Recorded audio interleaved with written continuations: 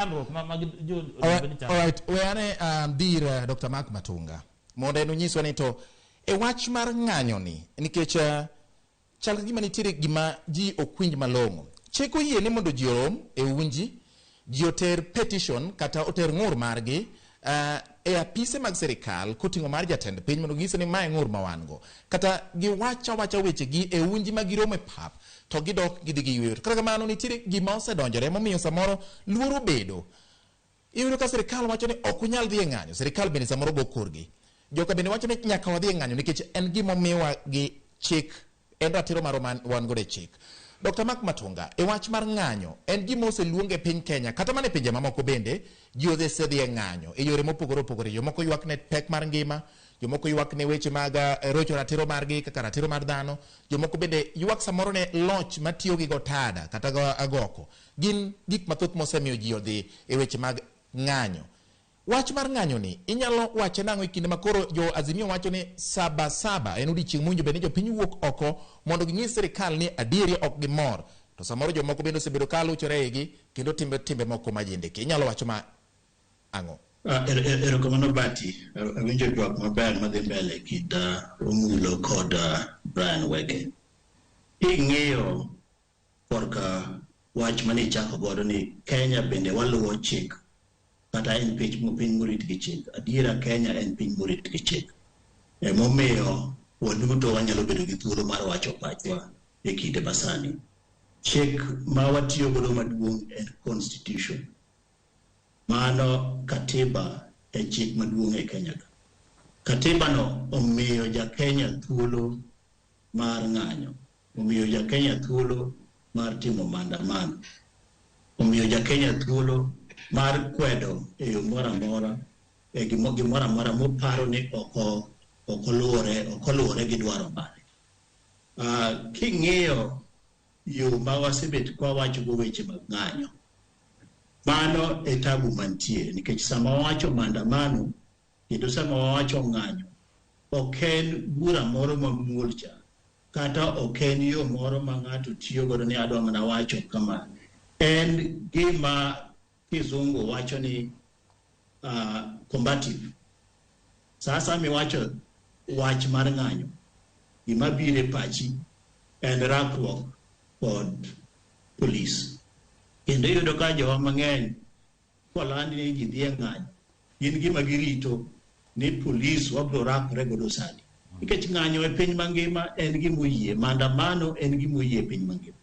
To en mana ni nitiere ndalo mane wechegi oduogo lokore, koro watiyo kodgi kaluwore kod bedo kod agoko. Watiyo kodgi kaluwore kod lweny ma koro warakore kod police kata warakore kod sirikal.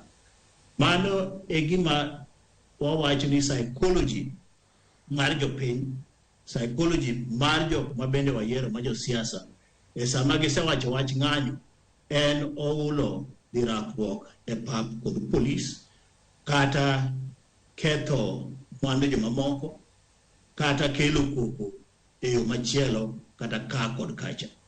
Mano e gima chandoga nikech ng'anyo kaka luwore ka chik okete owinjo bed gima muol ma ok kel rakruok gi police, ok kel ketho mwandu ng'ato, ok kel timo gimoro manyalo bedo gi maundo kata mar jendeke ma ineno ndalo moko mane itimo ng'anyo, itimo maandamano.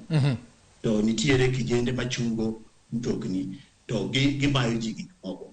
Mano ok en gima owinjo timre. Koro awacho ni Bati. Yes. Psychology marwa mar jo Kenya nyaka waloki mondo mi wang'e maber ni ng'anyo kata maandamano ok en gima rach. Sirikal be owinjo ng'e kata police be owinjo ng'e ni maandamano ok en gima rach. En mana ni kaka ne wakete e pachwa. Bende ng'ato penjore ni ka chieng' modhi e ng'anyo oting'o pi otamba nikech odhi chamo tiagas. Kata Brian bro nyisi kanyo sani kaka owache mar Sabasaba in gi wache mar tiagas. To ken kit ng'anyo kata kit maandamano mar kwe mar wacho ni wan okwadwar ma kata okwadwar ma. King'iyo malong'o wach matieko go. King'iyo malong'o nyocha ne Azimio luongo rally Jacaranda, nen Jacaranda. Gidhi gitimo rally dano kweth mang'eny malich manyalo chopo kata mana chiegni 1,500. Onge tiagas manodir, onge polis manorakore kodgi, ne gidhi chung kanyo, giwacho wechegi, gigolo pachgi, kendo chopo ne piny mangima kaluwore gi paro mar Azimio. Nyoro nyo tend Azimio kaka ang'eye nyo ni Homa Bay kuom ndalo 3. Okiwinjo ni nitiere taya mokete ndara mowang' kaketho ndara. Okiwinjo ni nitiere ng'ato ma gire moro timo okethi. Ang'o mamonowa mondo mi walok pachwa e weche mag ng'anyo, nikech ng'anyo en ratiro mar jopiny moyieno mar mondo mi watim. Dr. Mano en gima inyalo tim. To koko makoro ji kelo ei ng'anyoni ema chuno ni jotelo mag siasa malando weche mag ng'anyo nyaka bende land weche mag peace. To jotelo mag sirikal ma bende kwedo weche mag ng'anyo bende nyaka puonj askari ni ma ok en seche makoro ji dhi rakore ma ji golo tear gas kata golo bunde.